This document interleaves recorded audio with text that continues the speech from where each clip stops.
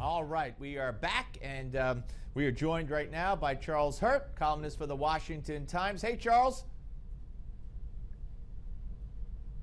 Hello, Charles. You. Hey, Can you hear me? how are you? Yeah, I hear you now. Yeah. How you doing? We cleaned out the Dixie cups and attached the string, and we're all set. How did you know that I was on a Dixie cup? Well, we're on a Dixie cup, so I assume everybody is. Yeah, that's true. Good answer, right? Anyway, all right. So great piece as usual. It's Wednesday on the in the Washington Times, and you're talking about Mitch McConnell, and you're right. When most people think of Mitch McConnell, whether you like him or not, you think he's an honest, upstanding kind of guy, and but you describe a situation where he's kind of butting into Nebraska's business. Yeah, and I can't really figure it out because the way the race right now stands in that primary for the Senate, you have the best, most conservative, most electable, most level-headed candidate who's clearly about to win. But for some reason, Mitch McConnell, who, goodness knows, has his plate full with his own problems in Kentucky right now, for whatever reason, he has sort of directed Republican establishment lobbyists in Washington, for some of his former staffers, and most recently a PAC that was designed, a political action committee that was conceived to benefit his interests, has decided to get into that race. They're dumping $100,000 on a really vicious, nasty little ad that involves, actually uses Ben Sass's children in it against him, which is just sort of, I have to say that, it's pretty hard to shock me, but that's probably the nastiest thing I've ever seen. And it's really, I've always felt like Mitch McConnell has been a principled guy. He stands up for good conservative principles. Even I understand a lot of people in the Tea Party don't like him because he's been here too long. But I would argue that he is ultimately a force for good because he understands how the Senate works. Why it is that he's gotten involved in this, it's just baffling to me, and it raises serious questions about what exactly his motives are. Yeah, and we've had Ms. Sassy on this show a couple of times. A fine man, and seems like a great candidate and a great person. And you talk about how the reporters at the Omaha World Herald uncovered what you call a bombshell, and I agree that Mr. Osborne, a Navy veteran, conspired with some in the Pentagon to forge a document on Navy letterhead, which would help his political campaign work to his advantage, and that forged document summarized classified information, was distributed to reporters, and McConnell in any way, shape, or form associates himself with any even inkling or smidgen of impropriety is really bizarre. Yeah, and not only that, but you have people like John McCain and Lindsey Graham, who are two of the most vocal supporters of the military, and they too have gotten behind Shane Osborne. I think simply because Shane is a Navy veteran, but that raises that goes back to the age-old question that you and I is sort of the undercurrent of everything you and I have ever talked about at Washington, and that is that we're looking for quality here. Don't tell me that you just happen to be on the conservative side of the ledger on a couple of things, and therefore you're conservative. And that's not what this is about. We're looking for good candidates, good statesmen, good leaders who can come to Washington and fix this place, because so many of the problems, they're really not left, right, or anything like that. They're the sort of, the solutions would be things that the vast majority of Americans, left and right, would probably agree to. Right. But it requires integrity and decency and honesty, as opposed to just sort of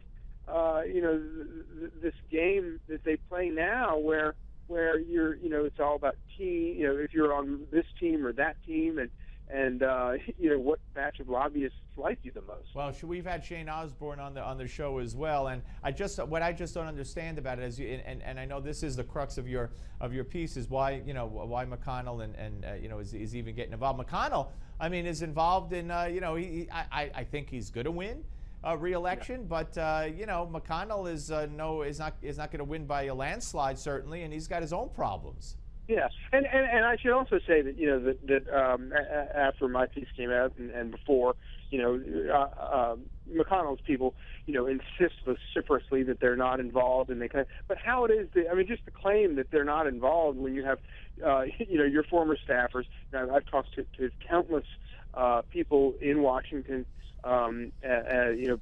people who raise money for candidates and stuff like that, who have said absolutely that Mitch McConnell is, in fact, pressuring people not to go against Ben Sass. It's ludicrous, and like you say, he's got his hands full. Why it is that he would worry with something like that, especially in a state where whoever gets the Republican nomination probably will win unless they screw it up. Yeah. And goodness knows, I mean, I think if you forge a Navy memo, there's a good chance you will screw up. Democrats do get elected from Nebraska quite easily, but this is a case where and it just so happened in Sass's case, I happen to have known the guy for a long time, and I do know that he is a decent, honest, honorable guy, and this fantasy world where people have tried to attack him and claim that he's not really against Obamacare is just.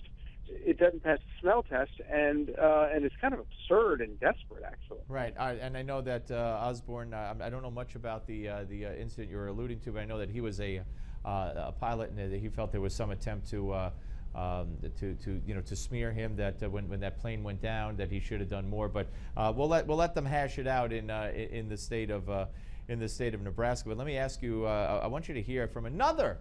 A sitting U.S. senator, is the case of McConnell, and this is the majority leader of the Senate, not the minority leader of the Senate, and this is Harry Reid. And day by day, he's there blasting the Koch brothers. I'm sure you've heard what he's come up with and what he's blamed on them now. Here it is. The report that I'm referring to here concluded there are disastrous climate changes taking place on our Earth due to human activity. While the Koch brothers admit to not being experts on the matter, these billionaire oil tycoons are certainly experts at contributing to climate change. That's what they do very well. They are one of the main causes of this. Not a cause, one of the main causes. All right, so they're one of the main causes of what he calls climate change. The Koch brothers are. Yeah, this whole thing, I mean, anybody who's been watching Harry Reid up close for a number of years it's sort of, I marvel at the fact that he is, that he's still allowed to go out on the Senate floor and speak about anything, but especially something like this where, he is so, honestly, I think he's off his medications. I don't know what it is. He's losing his mind. He says foolish, ridiculous things, increasingly common. I mean, it really is absurd, and I can't help but think that at some point, while there isn't a natural sort of cheering section for the Koch brothers around the country, I do think that at some point people are going to just sort of wake up and say, what is this nonsense you're talking? And I think that the Koch brothers stuff, it's going to wear. I don't know that it'll backfire on Democrats, but I think it's going to wear very, very thin because it's such a line of bull malarkey. Yeah, no, absolutely. And, they're responsible for all the ills of the world. Meanwhile, they give hundreds of millions of dollars, and I'm not here to defend them, but the fact is to build wings at hospitals and cancer centers and so much other good that they do, and to make them into the world's villains responsible for all of our ills, I just think it's beneath the dignity of the office of the leader of the Senate, for crying out loud. It certainly should be beneath it. But here's the other thing, Steve, and this is the thing that just blows my mind about it. And this is where I find myself really wanting to stick up for the Koch brothers, and that is this: that they are private citizens, right? And they are integral parts of the economy, and they are doing something that is vital in America, and that is creating commerce and creating jobs and making tax rolls. And the idea that permits the majority leader of the United States Senate to go onto the Senate floor and trash and disgrace their name on a routine basis. Meanwhile, Senate rules are such that specifically prohibit anyone from going to the Senate floor and similarly disparaging Harry Reid. There's something wrong in America when the game is rigged like that. Because people should, if Harry Reid is going to go to the floor and disgrace private citizens like that, you know what? I think they should open a separate galley right next to it with C-SPAN cameras on it, so the Koch brothers can go there and talk about all the things, say whatever they want to say to drag Harry Reid through the mud, because he deserves it. Let me tell you something. And we're paying him. I'm starting to. I mean, if I'm them, I'm starting to fear for my safety, because you know, I mean, he's making them into the villains of the earth. Yeah. Yeah, it really is amazing. And when I look back at, you know, the history of our fine republic, you know, I don't know, was there ever a time in our history where private citizens who chose not to get involved in politics, not to be public officials, could get disparaged like so freely, and that you have fully half of the population who just don't mind it. They just think that, oh yeah, it's those evil Koch brothers. Well, the AIG executives, Charles, also by Obama and Barney Frank, Barney Frank wanted to put their addresses in the paper. Yeah, or let alone if somebody wants to get a concealed carry permit, that'll also get your. All right, let me ask you this real quick. It took me by surprise. I didn't even know. I live in New York, or work in New York, live in Jersey, and I didn't know there was a trial. A woman was just convicted of assaulting a cop while resisting arrest at the Occupy Wall Street in New York, okay, during that period. It turns out her conviction is one of like 50 some odd convictions of cases. There were like thousands of arrests, and most of them were dismissed, but 60 some odd went to trial, 11 were dismissed, and 50 something have resulted in guilty verdicts. If there was one Tea Party member who was found guilty of something from a rally, forget it, but I didn't even know that these cases existed. Yeah, it's truly amazing, the double standard about covering those sorts of rallies. And, you know, of course, you know, you get all sorts that come into Washington and do those big rallies on the Mall. You know, almost 1 million strong in some cases. And the one thing that people, even reporters around here, who would never, of course, report on it, but no one can ignore one thing, and that is when you get a Tea Party group, or you get the National Right to Life group that comes in the middle of dead of winter every year, right? And they come by hundreds of thousands, and they march down there and they do peaceful protests. Nothing. There is nothing. And not only that, Steve, there is not a shred of paper. There is not a cigarette butt that is left behind.